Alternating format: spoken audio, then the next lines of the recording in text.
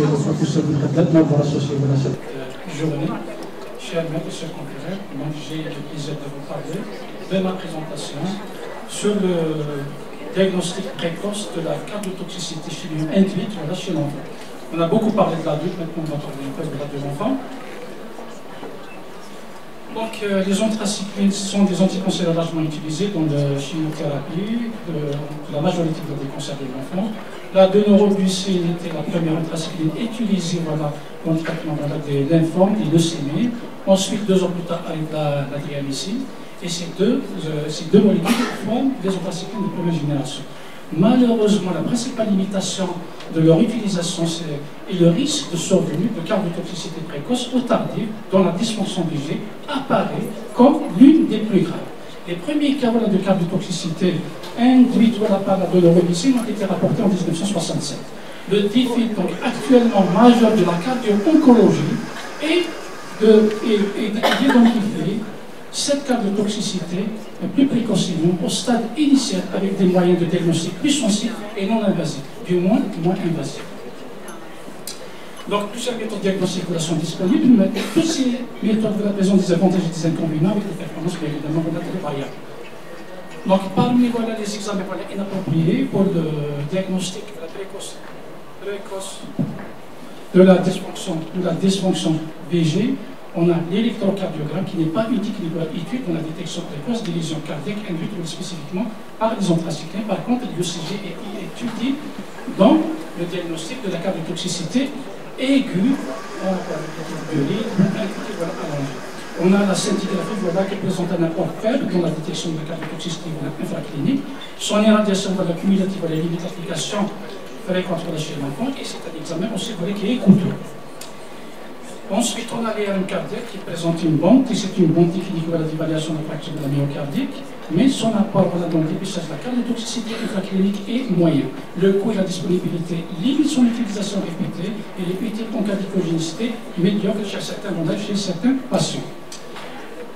Quant à la biopsie de la myocardique, certes, c'est une méthode très spécifique, très sensible, mais trop invasive. Il est difficilement réalisable à l'échelle de prévention et du risque en pédiatrie, et il ne peut se faire qu'une seule fois chez le même malade. En revanche, parmi les examens recommandés, on a l'échographie, l'échocardiographie, c'est la méthode la plus utilisée, ses avantages sont bien connus, le coût.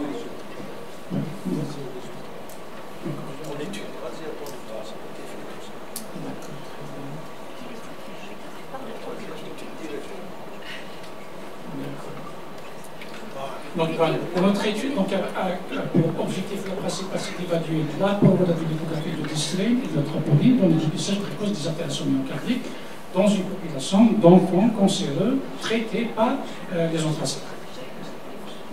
Voici donc la description de l'échantillon. C'est une étude qui s'est déroulée pendant la période de janvier 2018 au mois d'octobre 2020.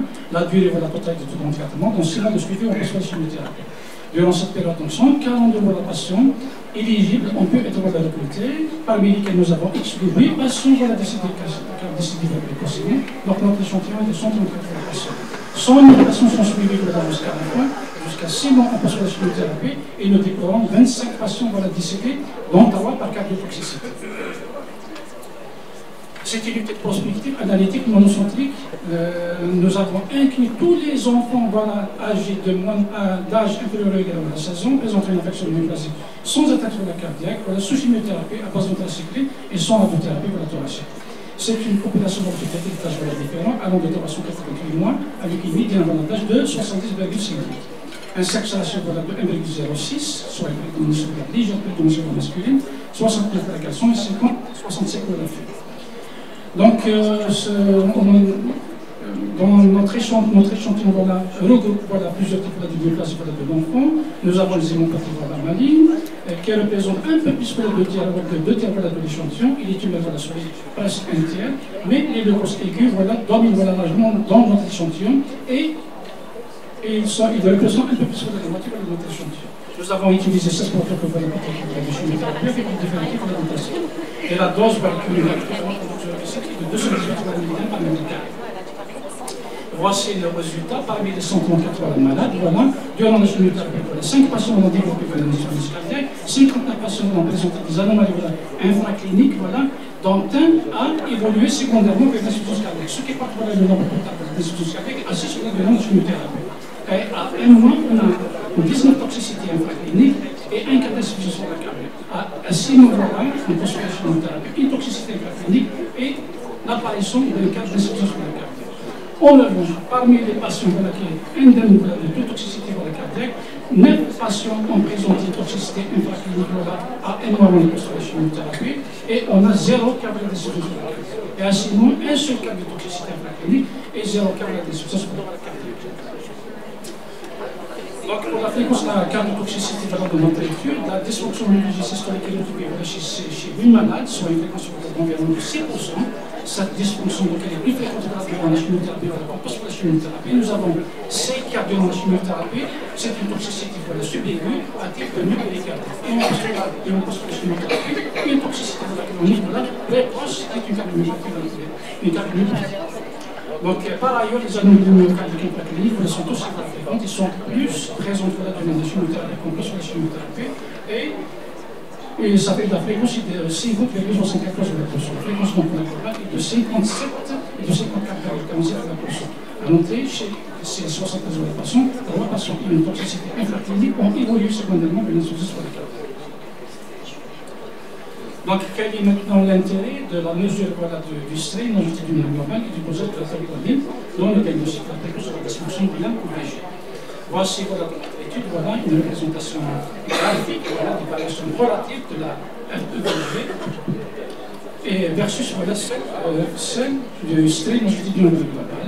Et on voit que les variations relatives sont statistiquement significatives.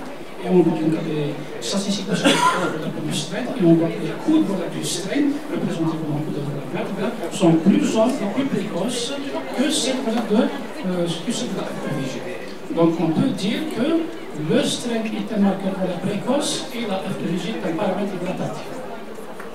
Donc ces variations sont plus importantes que la chimiothérapie qu'on passe pour la chimiothérapie et à 6 mois, voilà, l'écart des variations entre les deux paramètres est faible et les courbes sont presque insupportables. Et ceci s'explique par le fait que l'effet cardiotoxique est presque faible à cette période de l'étude.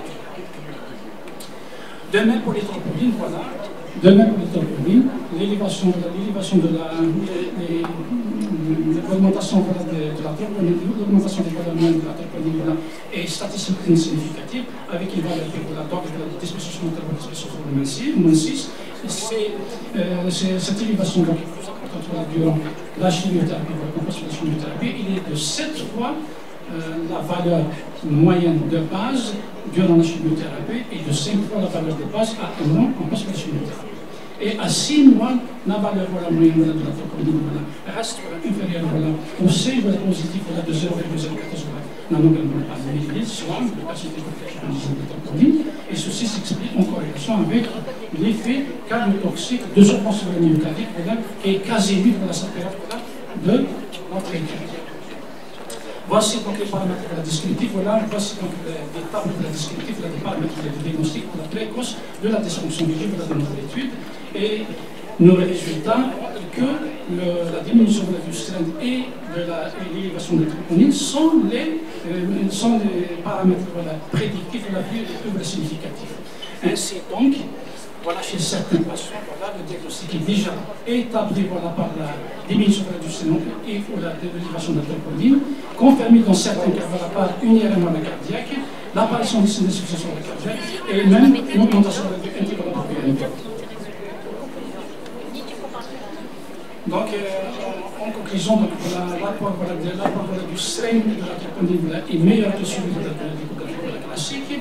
Si on compare l'examen d'efficace par rapport à l'évaluation initiale, on voit que le taux de déclin de la FEVG supérieur à 10% apparaît comme un paramètre tardif et la FEVG est insuffisante pour le dépistage. En revanche, pour le strain et la troponine, sont des marqueurs voilà, précoces, prédictifs précoces, si on regarde l'examen de G1, et fiables et fidèles lorsqu'on regarde l'examen de G15. Donc enfin, voilà notre étude, voilà, l'étude de la performance de l'éducation les performances de l'éducation sont meilleures que celles de la commune, mais la combinaison de deux paramètres va améliorer la spécificité voilà, et la valeur qualitative de la positive. Qu'en est-il voilà, d'abord de la littérature? Donc pour le strain, voilà, le strain voilà, est validé voilà, et recommandé voilà, chez la politique de l'enfant. Donc il a fait de nombreuses publications. Il a été démontré voilà, que l'essai de l'application de l'état de diagnostic d'une dysfonction visuelle alors que la propriété est normale. Sur ce tableau, on voit que l'essai voilà, est abaissé voilà, après la première cure alors que la FEG n'est constatée qu'après la deuxième cure voilà, de chimiothérapie. De même, voilà,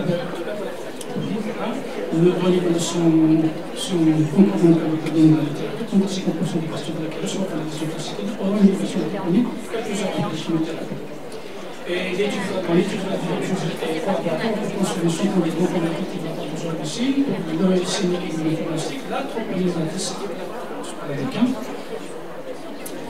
Donc, dans la littérature, il existe plusieurs de las études voilà, qui rapportent voilà, que la combinaison d'intérêt de la combinaison de deux paramètres, voilà, on étudie de Chavaille et Hall, voilà, on montre voilà, une limitation des corps, une diminution de la concentration sur la société de la fonction, entre 48 et 74% respectivement, combinés par la paramètre isolée. Donc, l'échocardiographie voilà, est l'étude selon donc, les recommandations de la consensuelle des groupes d'experts en 2016, voilà, l'étude de la déformation de la myocardiolence combinée avec l'usage de la troponine représente des techniques qui peuvent recommander dans la spécialité postale, par une toxicité, de suréducation, sous chimiothérapie. En conclusion, les paramètres de dépistage pour la toxicité identifiés dans notre étude sont le stéréotype global et la troponine et l'opération. Ce sont des examens séparés non invasifs qui sont séparés et fiables à utiliser. Donc le défi voilà, a relevé dans le domaine de la cardio-oncologie voilà, et non seulement d'augmenter encore le taux de guérison, mais aussi de diminuer le risque de survenir de complications liées à la chimiothérapie. La dysfonction visuelle est considérée une menace réelle et potentiellement grave pour l'avenir des enfants guéris de leur cancer. Les patients cancéreux en rémission d'aujourd'hui ne devraient pas devenir des patients cardiopathiques de demain. Je vous remercie.